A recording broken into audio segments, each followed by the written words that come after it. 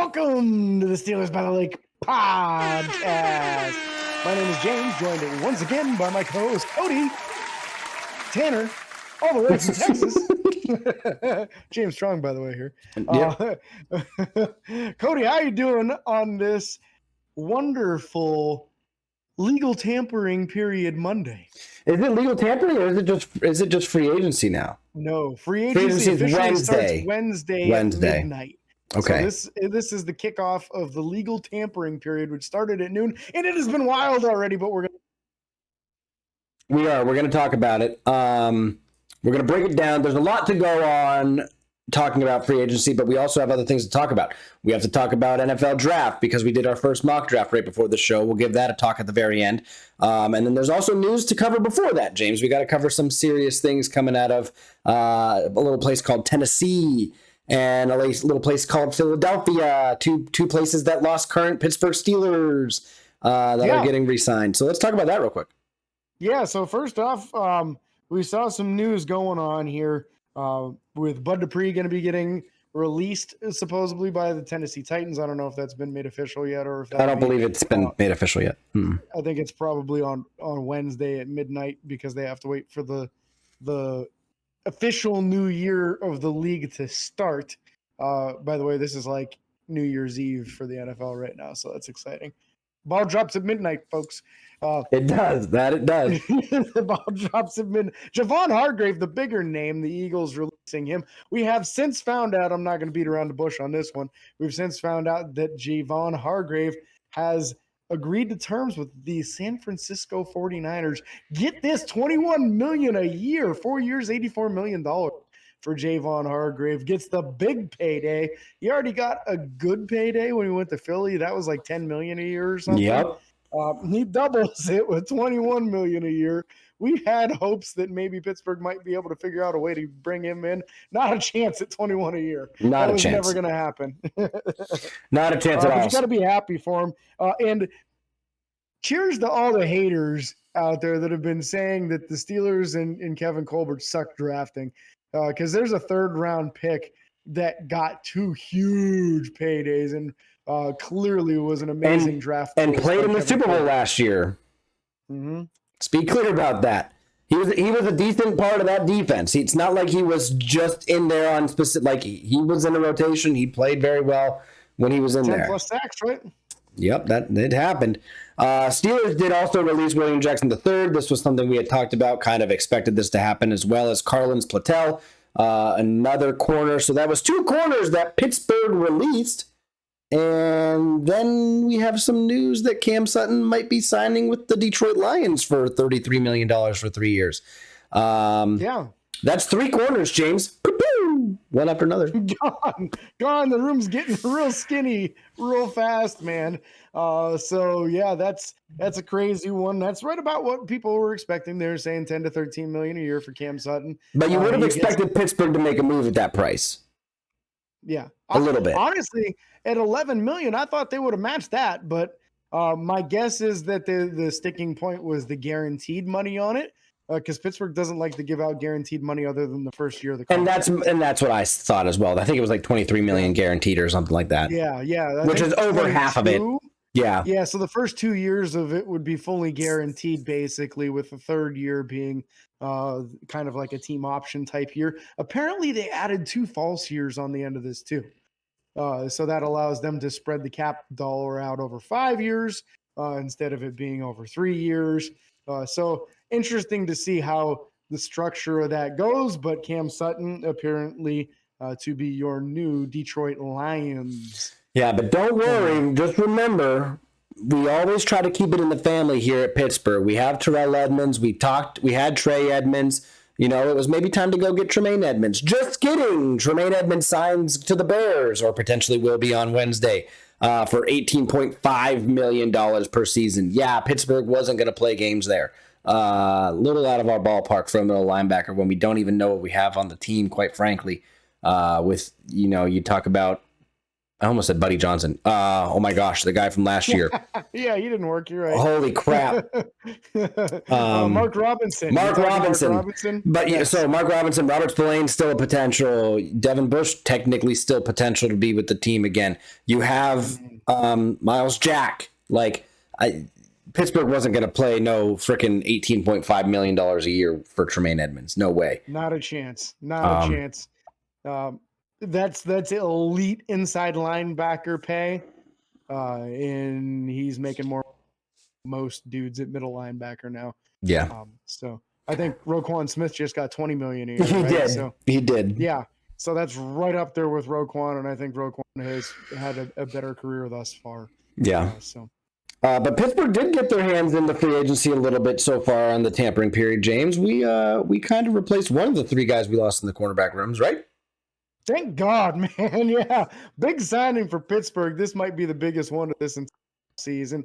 Obviously, it's early on here, but the rumor is circulating already that Pittsburgh has agreed to a 2-year deal with former Pro Bowler, former All-Pro Patrick Peterson, one of the top corners in the NFL in the last 10 years. He's 33 years old, I understand right now. Yep. But did have 5 picks last year. Yep. So it seems like he still has some gas left in the tank. He's not on E yet.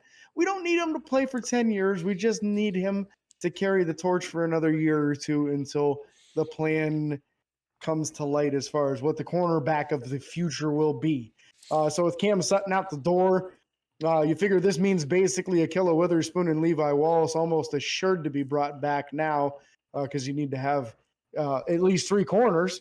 Yep. None of these guys are really slot guys, though. So that's an interesting thing to consider as far as other guys in free agency. Maybe they bring in a slot type in addition to Patrick Peterson, or maybe they pursue that in the NFL draft. But I think it might be even more likely that corner is addressed in those first 3 positions, those first 3 picks in the first 2 rounds now. I think it kind of puts a little bit more urgency on that, knowing that you have Patrick Peterson, and Patrick Peterson, a highly skilled dude, but way closer to the end of his career than he is the beginning of the career. So you can't expect him to play at a high level for more than a year or 2. No. And this reminds me very, very much of the Joe Hayden signing. Joe Hayden, I don't think was quite as old, but I feel like they were very close into their productivity with the last year at their previous team. So Patrick Peterson has just played well more further into his career than Joe Hayden did, you could say, at least more into the age aspect of it. So I think it's a great signing. I think even just for veteran leadership, that's a good signing, quite frankly. You think about that defense, that secondary, Minkah Fitzpatrick is probably the guy. Well, Terrell Edmonds is probably the one that's been in the league the longest. No, there's Ahkello Witherspoon and those guys. But Patrick Peterson has had more success in the NFL than those other guys as far as numbers go. So I'd be interested to see what happens. Patrick Peterson, known for his speed out of college, curious to see. I wish they would do 40-yard dashes for guys 10 years down the line. I'm just curious what his 40 would be, But that's my point. Don't want to know. But that's my point is I'm curious to know what the drop off is. And how are certain players just dropping off faster? I don't know. I'd be very curious about those numbers. But good signing. Here's a fun one for you, Cody. A few years ago, the NFL did a veterans combine kind of thing. Okay. So guys that weren't on a roster could go to this veteran combine for agent and go run a 40 and go do all these stuff. But what they found out is these guys that weren't 20s and early 30s were just a fraction of what they were athletically. So guys that used to run a 4.4 were running 4.8s, or if they used to be a 4.5 guy, they were a 5 flat, and people were like, oh. And I think it only lasted 1 year because of how poorly these guys tested. Dang. I wonder if that made these guys question. I wonder if that made these guys question the players they had on their team currently. I'm just curious. Yeah. You never know. Yeah, I'm excited about this Pat Pete thing, though. Let's be real. This is a very big signing, and if he can take anybody under his wing, I feel like Cam Sutton did develop a little bit more while Joe Hayden was there. It can't hurt young corners, to have a guy that's that experienced, that successful, and kept himself out of trouble as far as I know. I don't remember really hearing about him getting law or anything. Um, Hopefully Pittsburgh retains James Pierre. He's the youngest corner on the team right now, and maybe James Pierre can learn a couple of things from him, learn a couple of tricks, and become one of those guys that could be the next generation for Pittsburgh. But really excited about the draft and the possibility of a corner being drafted. Speaking of the draft and what possibilities could be, Cody and I are bringing to you our very first of the offseason Pittsburgh Steelers mock draft. Yeah. We decided to use the simulator from Pro Football Focus due to the fact that there's been a delay at the Draft Network with some people coming and going there. Unfortunately, timing being poor there. But we needed a simulator, so we went with Pro Football Focus. And this will be posted on our social media accounts after. The screenshot of the draft will be posted to get your guys' feedback. Please comment on it. I'm sure without even listening to this, we're going to have certain people comment on this and give us our feedback. But I'm very curious to see what people think. We very purposefully did not trade in this draft, although we feel this year has a very, very high chance of Pittsburgh trading back in the first round or even more back in the second round, getting rid of the either 17th pick and going back to in the 20s, or going from the 32nd to back even further. And there's also the chance, James and I agree on this a little bit, there's also the chance that they trade up if they see a corner or a specifically a tackle, top 3 tackle they want to get in this draft. So we will be very interested to see what happens here. I think more likely Pittsburgh trades back than up, just because of the potential to fill the slot for more needs with more draft picks. So to start it off, at the first pick, James, we had a couple guys that were available here. This list had, I'm trying to find it. Here we go. Guys that stand out: Brian Branch, the safety, was available. Deonte Banks, the cornerback, was available. Nolan Smith, the edge rusher, was available. And Broderick Jones, the tight end, are big names there that were available. Or I said tight end, the tackle. Yeah. Also, speaking of tight ends, it appeared that none of them had been yet. Both Dalton Kincaid and Michael Meyer are available, which those are basically most folks tight end 1 or 2, depending on your order. Also, very talked about Kalijah Cansey was still available, which again, he's just a very polarizing prospect from how extremely high athletic he is. Just the size is a little bit scary to me. I don't think he fits Pittsburgh's scheme well at all. A little bit more of a 4-3 defensive tackle that you can utilize his pass rushing capabilities rather than a guy in a 3-4. Just doesn't have the size or length that Pittsburgh would look for. So we had a big decision here because of the way this fell. The top 3 corners, I don't know if you said this already, they were gone. Yeah, they were gone. Gone. Devin Witherspoon already gone. Christian Gonzalez gone. Joey Porter Jr. gone. So those options were no longer available for us. But we looked at it. We thought about the options and what was the highest level talent. We felt in combination, Broderick Jones, the offensive tackle out of Georgia. I was surprised to see him this available this late in the draft. I think on other simulators, they would have him gone by now. On the one here with Pro Football Focus, it appears as though they have him as their 3rd best offensive tackle, as the where some other ones have him as their top offensive tackle. Yep. Size wise, he's a mammoth. He's got great length, great athleticism. Can play the left side. That's where he played in college. So I think it's a plug and play left tackle. Day one, he's an upgrade over Dan Moore Jr., which puts Dan Moore Jr. to the reserve. And honestly, if you're using Dan Moore Jr. as your 6th offensive lineman in short yardage situations, man, he's a mauler in the run game. So that might allow you to unlock his potential a little bit more. And maybe even give him the opportunity to get a little practice in at guard and see if maybe he could make that transition. A lot of people have speculated about that. Could he possibly be one of those butt-kicking guards on the inside? Well, if you draft an offensive tackle that's going to start day one and on the first round, then you get the opportunity to possibly play him at some other positions and find out. 100%. And this really gives Pittsburgh the flexibility of the offensive line. Again, if you have Moore coming in as the 6th guy, you even think about some options where there's a question right now in the tight end room. Are they going to bring back Zach Gentry? Does Derek Watt come back? If Derek Watt doesn't come back, Connor Hayward becomes the fullback. This is an option where you throw him in these 3 tight end sets and you just allow him to be a 6th offensive lineman in those sets. Now, you're not probably going to use him as a passing threat, but he's at least another body there to block and do stuff like that. So it adds flexibility there with that. Again, not something I'd want to see, quite frankly. I think you need to fix that if that's the problem. But it gives us that option to do more with these guys and flexibility to see if other guys will fit in other positions, like what you described with Dan Moore Jr. Second round came around, and again, we didn't trade these picks away. So you are going to see us use that 32nd overall pick, with Miami having forfeited their first round. The first pick of the second round from Chicago, thank you, Chicago, goes to us. You're welcome. And I mean, guys that were here, Mozzie Smith, the defensive lineman. You had Emmanuel Forbes, cornerback that is quite small. Linebacker Henley from Washington State was available. Cam Smith, cornerback from South Carolina. Steve Avila, a guard from TCU, all names that we were looking at. And we wound up going with the quarterback on this one, James. We went defensive side of the ball.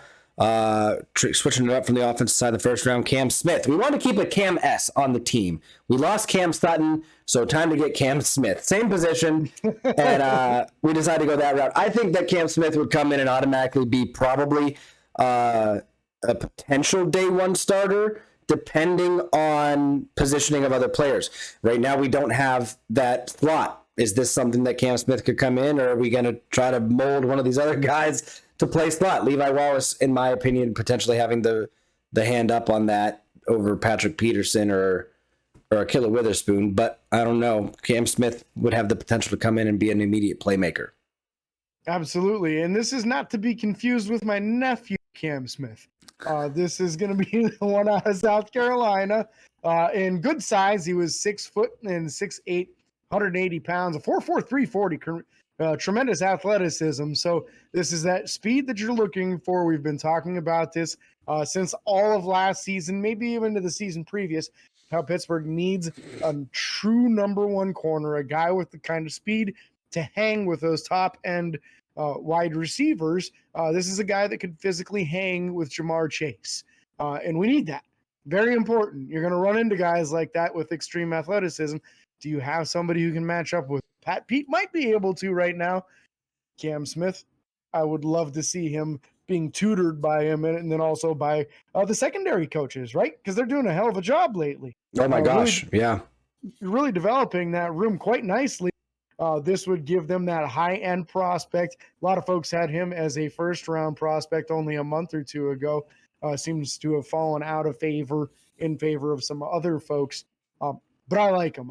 I think it's a great opportunity there for Pittsburgh. And at 32, you're going to be happy about it. Now, to be 100% transparent, I know we've talked about this a couple of times already in this show, that we wanted to do this draft and not trade back. At 32, this is the most likely spot, in Cody and I's opinion, for Pittsburgh to trade back. Also, not unlikely at 17. If the draft falls in a way that the top guys that they really wanted aren't there at 17, why not trade back a few spots, try to get some more assets, especially in the 5th and 6th round where Pittsburgh does not currently have a pick. 32 is another opportunity. When that first day ends, people will call Pittsburgh and inquire about what the cost is to move up to 32 overall. And the further they have to move up, the bigger the dollar amount is. So if you can get a mass amount of picks or some good volume, get that team's second round pick and then maybe get a 3rd and a 5th, or maybe get a 4th and a 6th, or whatever it might be, whatever the compensation is. If you can acquire a couple of more of those mid-round picks to help, you kind of have to strongly consider it. They won't take any less, in my opinion, than 2 draft picks for this current year, plus the potential for future years. Yeah. There's a chance they get 3 in this year, but they're not taking less than 2 this year. And potential for picks in future years as well. Yeah, so, I agree. We'll at the minimum get that team's second round pick of this year and like a 6th. But if they were going to go that low, then you're going to get like a third next year on top of it or a second next year on top of it. Yep. There has even been times where teams have gotten future first round picks for that first pick in the second round. Yep. So very excited to see what Omar Khan and Andy Weidel can pull off with that. But if they stay there, I'd be ecstatic with Cam Smith as the pick. Yeah. So the next pick, James, you want to talk about that one? Yeah, let's get into it here. So we're now talking about the 49 overall pick, Pittsburgh's natural selection in the 7th round. When we got there, the names are a little bit different than what they were before. Some of them still available. So Steve Avila, a lot of teams really like him as one of the top guards in this year's draft class, available at this selection. Also, we had Dylon Henley. A lot of people really like him as a middle linebacker. Williams has him as his number 1 middle linebacker. Tanner McKee out of Stanford. I don't think Pittsburgh's going for a quarterback, so we kind of rule that out. A little bit. Josh Downs, a wide receiver from North Carolina. Could Pittsburgh be looking for another wide receiver this early? They're very good at that. So there's some definite options there. Also, Matthew Bergeron, offensive tackle out of Syracuse. But we already got an offensive tackle, so why would we go that way, right? We did. So what did we do in this round? It just so happened that John Michael Schmitz, the center that you have heard me talk about many times, was still available. I jumped at the opportunity there. I think there's no way he's still there at 49. A lot of people have him going in the first round of this draft, and a lot of people calling him the best center in this draft class. How he was still available at 49, I don't know, but Pittsburgh gets a day 1 starting center in addition to a day 1 starting left tackle, and now you're talking about an offensive line that is extremely revamped. And you're talking about 2 capable starters turning into high-end backups. And now you've got great depth on this offensive line as well. I'd be ecstatic if Pittsburgh could somehow get John Michael Schmitz in the 49 pick. I would take him at 17 if it was the selection. I'd be very happy about it because I do feel he's the best center in this draft class. So just a real butt kicker, a guy that mauls you and plays through the whistle as far as finishing guys. So you can play him at center or guard, but center's his natural position in college. Yeah. Yeah, so not a bad pick. Again, the system, and you'll see this when we post the picture later, the system did not like this pick. But again, this is a guy that the system doesn't read needs. It doesn't read certain things, and the system's not always right. Pittsburgh needs offensive linemen. This helps that interior offensive line category immensely, in our opinion. So John Michael Schmitz at 49, great pick, in my opinion. Now this drops to, we went from 49 to 80, James. And once we get down there, the picking got a little slim, if you know what I'm saying.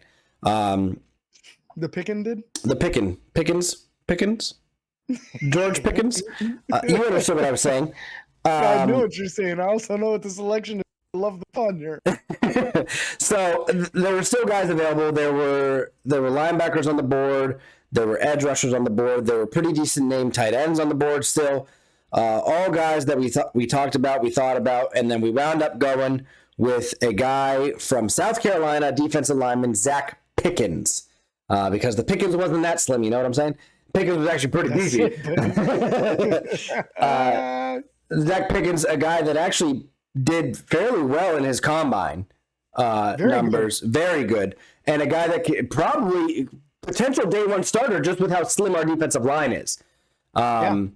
So this was another pick. Again, and the system will say that we reached for this pick because he's rated so low, and we drafted him at 80. I think he's in the 120s rating-wise overall. But there's a handful of positions that you don't need in front of that, like quarterback. You don't need a quarterback right now. You don't exactly need a running back right now when we got 2 guys that are handling the ball. It's not a position you need to draft. So Zach Pickens is the pick we went with, a guy that could come in and have an immediate impact. And I personally like the pick there, which is why we picked it. We did this together, James. We did a good job teamwork.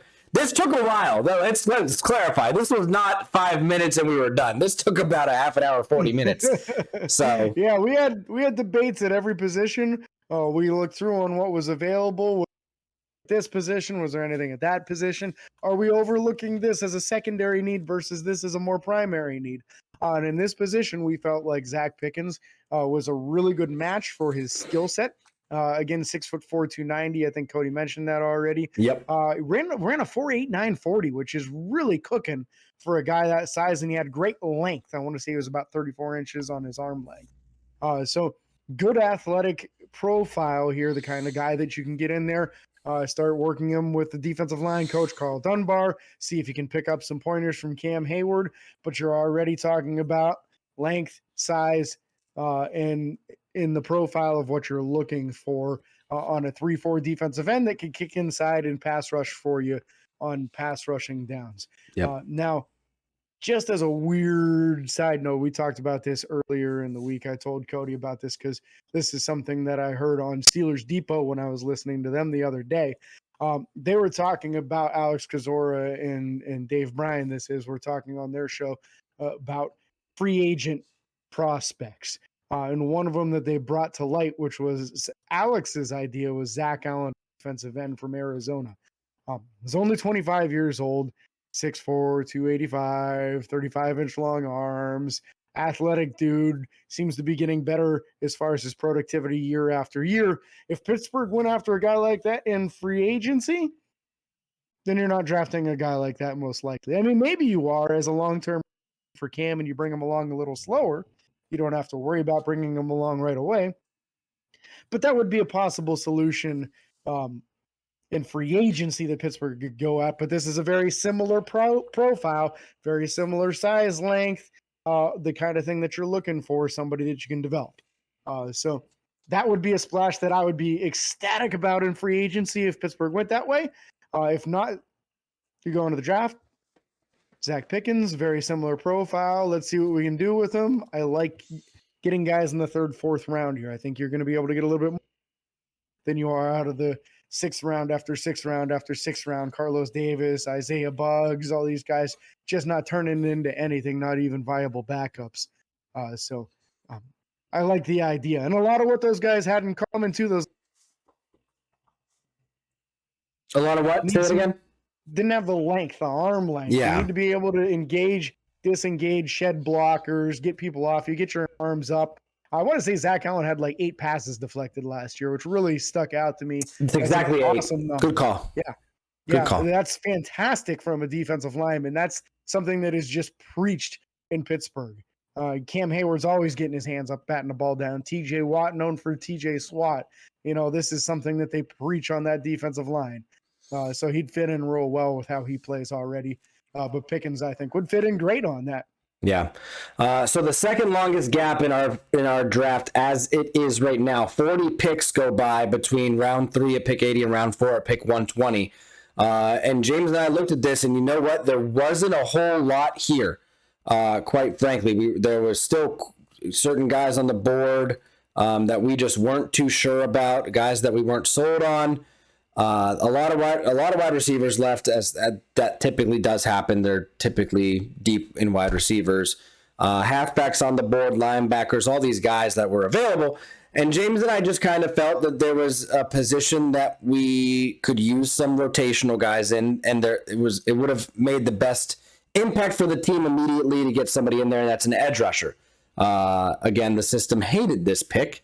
But you know what? We thought about this. This was probably the longest we looked at a pick, too, by the way. And we went with Jose Ramirez out of Eastern Michigan. Now, Jose Ramirez was a guy that didn't light up the stats, in my opinion, but he performed very well across the board. 4.7, 340 in the combine out of a 242-pound edge. I mean, that's great. It's not. It's good. It's not a 4. It's not a 4.6. It's not a 4.7 flat. 4.73, close enough.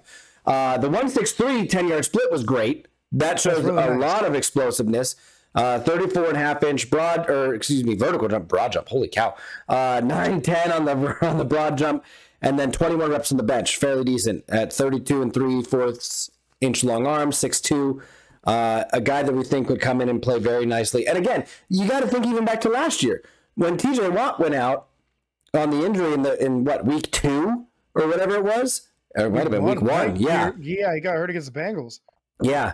We didn't really have a good guy to come in there and rotate very, very well. They performed okay. We had a decent time. But I think if we get a young guy in here, get him trained up behind Alex Highsmith and TJ Watt, and he gets to learn from him, this is a guy that in 2 years could problem. I mean, be a phenomenal. He could come up just the same way Alex Highsmith did. Obviously not take the starting position, I don't think, at this point, but you got to like the improvement of what we've seen. And besides coming in and learning behind those two, what better way to come in? Yeah. And this guy got on our radar by West Shrine Bowl and really lighting it up. He showed great bend, the ability to dip that inside shoulder when rushing against the passer and get to the quarterback. Now the offensive tackle play was not tremendous at the East West Shrine game. I won't sugarcoat that. But regardless, it isn't college all-star football game, and he did excel in that college football all-star game. So that is a great situation for him. That's going to show up on some people's radars, and he's hitting like those minimum requirements for Pittsburgh on stuff as far as arm length and good 10-yard split, good explosiveness in those jumps.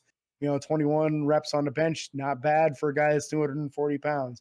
Not incredible, but also not bad. You put in work to get on 21 reps, man. So I think he's a great profile, a great possibility for somebody to develop into the future. Now, last two, Pittsburgh has an enormous gap going from there all the way to the 7th round, where they have 2 picks, number 235 and 242. So they're very close together. You can kind of target the same group of guys and have a possibility of getting one at one position and one at the other spot. Which is exactly what we did. That's exactly what we did. We talked about it at 235. We targeted 2 specific players. We took the one that we felt was the higher team need at 235, which Cody's recommendation, I agreed with him on this. Brandon Hill out of the University of Pittsburgh, a little bit undersized. I want to say he was closer to 5'10", 190, 195 pounds and around there, but a 4'4", 340. So excellent athleticism and speed. If Pittsburgh's unable to retain DeMonte KZ, this could be somebody who fills in as a reserve safety and with plenty of speed to go make plays. Would probably light it up on special teams right out of the gate. So at least you're getting an athletic profile that you can work with, and then let's see what you can develop into him, because I think, again, we've got excellent coaching in that secondary right now. So this would give you a possible piece that could be developed into something. I don't necessarily think this is a long-term solution for either position. No, it's not. But it could be somebody that develops as a high-end backup. And if he excels on special teams and is a high-end backup and you got him in the 7th round, you got to steal. So. Yep. And then so as we were looking at this position, we were also looking at an offensive position that was technically in question, with Zach Gentry being possibly on the out, also potentially Derek Watt. A lot of questions in these 2 positions. We look at the tight end room, and you know what? What's close to home and what do we love? We are, James. Penn State, baby, and Brendan Strange was still there. That's BS. That is BS that he was still there. You know what I'm saying? Yeah, I see what you did there, and we got to get that BS on the team. Whether it's Brendan Strange, whether it's Bobby Strong, I'm in. Let's sign him. It's Pittsburgh Steelers. Let's go. So Brendan showed in at almost 6'4", 253 pounds, a 4.7 flat 40, which isn't bad. Honestly, he'd probably be the fastest Pittsburgh Steelers tight end day one. I know that's faster than what Cam Hayward registered, or Connor Hayward, that is. Yeah. And Pat Freiermuth, I don't think ever did a 40, and Gentry, I'm pretty sure, was slower than a 4.7. So day one, you're already getting better at this. Now, the thing that really stuck out when watching Penn State and Brendan Strange the last couple of years is his ability to break tackles down the field. He ran through people. He broke contact. He got yards after contact on a regular basis. And a good blocker. Now, that arm length is the question, right? We're sub 32-inch long arms. Yep. But 23 reps on the bench was the best performance by any tight end in this year's draft class. So, good strength. Zach Gentry ran a 4.78. There you go. So, yeah, faster than Zach Gentry as well. That's faster than I thought Zach ran. That's what I thought. I thought he was going to be like a 4.85 or something. I don't know. But, yeah, so, I mean, I think this would be somebody that you could use as your number 3 tight end, maybe a possible number 2 if you're unable to acquire Zach Gentry in free agency, if you're unable to retain him. If not, if it goes the other way and we lose Derek Watt, I think he could probably play fullback too. He's got the physicality, the strength, the density that you could probably use him as a fullback if you did not want to move Connor Hayward there. If you move Connor Hayward to fullback, now Brendan Strange can become your number 3 tight end. And I think that's one heck of a number 3 tight end if that's the way you end up going. Yeah. So I'd be ecstatic with Brenton Strange in the 7th round. I think, honestly, if you want him with the original picks, you'd probably have to take him in the 4th round. Yeah. Yeah, I don't expect him to be there in the 7th at all, honestly. No, not at all. So this was, I mean, here's the thing. Quite frankly, if all these players get drafted before we even get there, it's a good draft. This is a good mock draft. It's a great draft, yeah. Because that means they were valued. You know, we'll see how it goes. The only question, the only player that I think might not get drafted before we drafted them was Jose Ramirez. Honestly, out of this entire list, I think he might be the only one that doesn't go before that.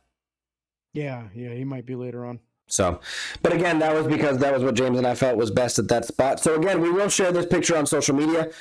Make sure to comment on it. Make sure to send us images of your draft pick. We'd love to see what you guys did, or go to pff.com, Pro Football Focus, do your own mock simulator. We'd love to see what you have. And here's the thing. If you guys hit on something that we don't, that we completely disagree with, I will shout you out on this podcast until the day I die. Like, I will just freaking not until the day I die, unless it's like the next week. But I would take a punter in the 1st round. Coach. I will not be the biggest shocking draft of all time. But no, if you guys hit on something, like, we'll give you props. We will absolutely shout you out and talk about it for sure. James, do you have anything else you want to add before we end this show today? No, going to be an exciting week for us. Our next episode will be at the beginning of the new season. So it'll be officially season 2023 for us. And we're going to have some news for you by then. Patrick Peterson will not be the only Steeler by then. And we're going to keep you up to date with it. There will be some mid-tier signings. There will be some higher-end signings, some low-level signings. Maybe a Robert Spillane re-signing, or a Zach Gentry, or Derek Watt, some not so exciting things, and maybe something big. Maybe they go out there and they get a Zach Allen or something else that could really make a splash, or a middle linebacker. Who knows? It's exciting. This is a very exciting time of year. The next most exciting time of year is going to be at the end of April with that draft, but we're going to do lots of more mock drafts between now and then. Each of us are going to give our own individual, and then we're going to do final ones closer before the actual NFL draft for you guys as well. So, and who knows, maybe we'll do one live on Facebook together and give you the time to, for fans to hop in and give their 2 cents as well. So yeah, we're looking forward to all of it. Again, thank you guys so much for listening. Be sure to like and follow on Facebook, Twitter, Instagram, TikTok, and YouTube. Subscribe and ring the bell. It's free. And until next time, this is your host, James and Cody, signing off. Peace.